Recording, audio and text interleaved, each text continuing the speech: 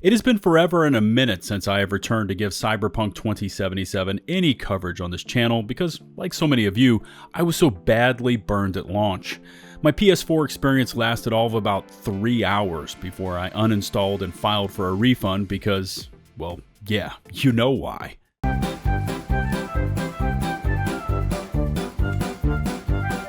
Naive little punk.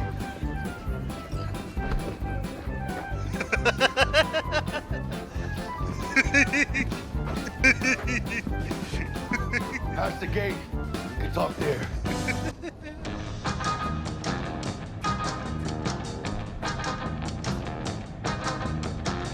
You have nothing better to do? Business as usual. What's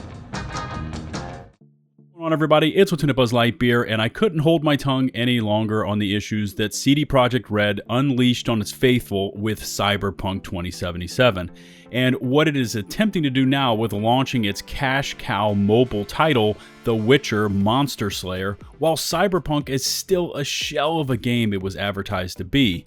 But before we get into today's video, please take just a moment to smash that sub button and ring the bell to receive all future upload notifications from my channel. Let's get this one going.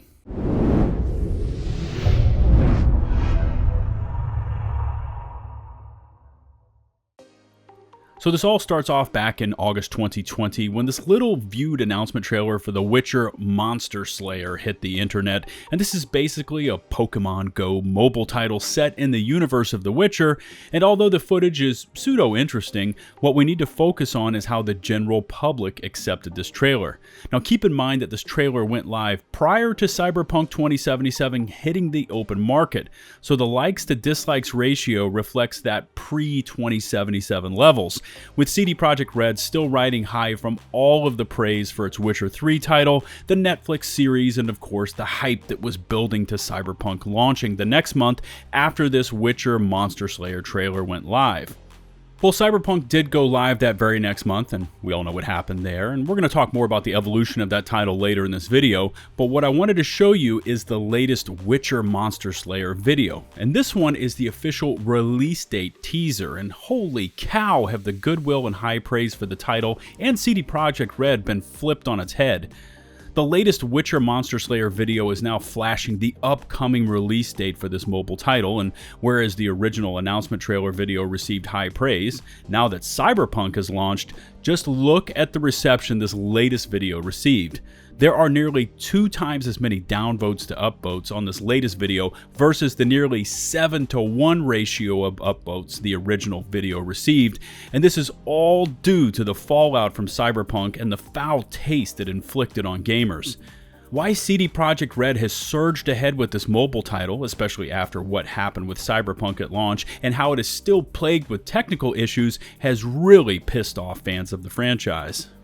A sentiment expressed in a well-constructed post over on the Cyberpunk Reddit that really laid out many of the gripes that players have had with this title, and the heading for this one really sums it all up. It still amazes me how so many people are ready to defend this game regardless of its unplayable state. Like, come on, I love The Witcher 3, I love Projekt Red, but that doesn't mean I will keep on defending them. Cyberpunk 2077 has been their mistake, and it will remain such. All my love and hopes for Projekt Red has gone down the drain as soon as I completed my first gameplay.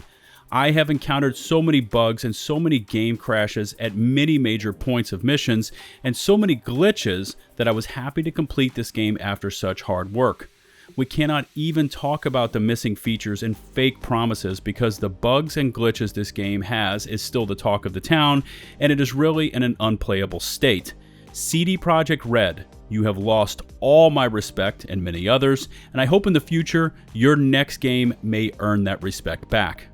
And I have no idea who the OP is. I mean, their Reddit username is the Ashlet, but it literally feels like they were inside my head and just pulled out all the thoughts I've had and are still having towards the former Projekt Red I respected, with the amazing Witcher 3 and how incredible that title was, to releasing a game that was obviously far from being ready for public consumption with Cyberpunk 2077. On top of all of this, there was the well-reported upon press and review manipulations that the company imposed, forcing review outlets to sign ridiculously strict NDAs, limiting what footage they were allowed to display, and not allowing any reviews to be conducted on consoles until the date of release. But at that point, the damage was done. Cyberpunk released in September 2020, and shortly thereafter, the truth started emerging all over social media, displaying just how severely broken the game was. Since that disastrous launch date, positive press has been hard to come by for the previously respected CD Projekt Red, as multiple reports of lengthy crunch periods were exposed. Internal investigations have been conducted into the practices of the studio and certain executive members, leading to The Witcher 3's director being placed under the microscope for workplace mobbing, which is essentially bullying. Conrad was found not guilty of the allegations, but it led to his resignation from the studio, leaving the future direction of this franchise in question.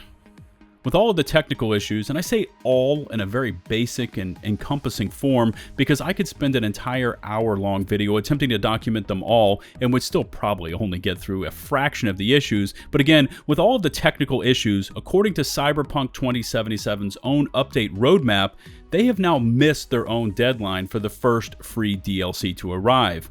A point that was just recently announced by Paul Tassi in his July 2nd Forbes article titled, "Free Cyberpunk 2077 DLC misses first roadmap window, second roadmap still murky."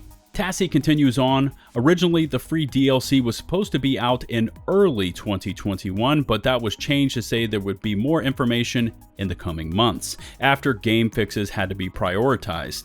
That led to this first roadmap, indicating the plan was for free DLC in the first half of the year, and the next-gen version of the game in the second half, but that too was changed.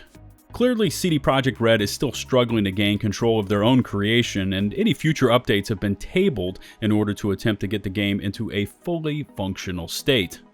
But despite this backdrop of endless pain, frustration, and negativity surrounding both the studio and their monumental title, it isn't all bad news for Cyberpunk 2077. It kind of flew under the radar, but since June 21st, Cyberpunk is again available for purchase in the PlayStation Store, which in itself is huge news because the game was delisted from the store way back in December 2020. Now, this fact alone could mean that the game has sufficiently progressed enough to have hit a state that it can be retailed as a functioning product. And I never thought I would ever be referring to any IP from CD Projekt Red as finally hitting a state of functioning. But the last 10 months have really flipped around our notions of what this studio was.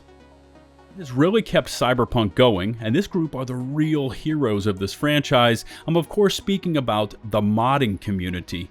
If anything, CDPR should pay all of these hardworking individuals for their efforts to turn Cyberpunk into the game we all thought it was, just, based on those trailers and announcements.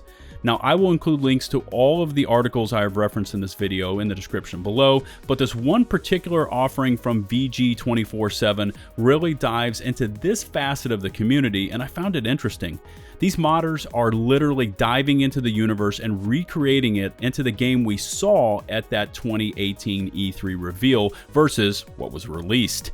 Included in these changes are all sorts of modifications to clothing, unused mesh models for a feminine V, lighting, and even color palettes.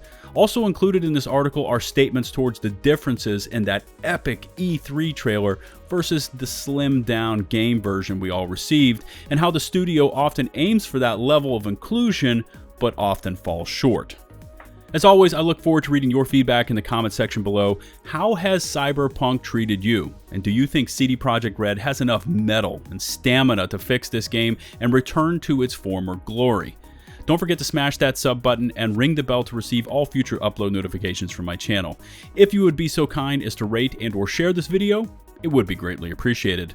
Don't forget to find and follow me over on Twitch for weekly streams, join my community Discord server, and of course follow me on Twitter, posting on most things gaming related. Links to all of these platforms in the video description below. Until the next one, this is LtBuzzLitebeer, signing off.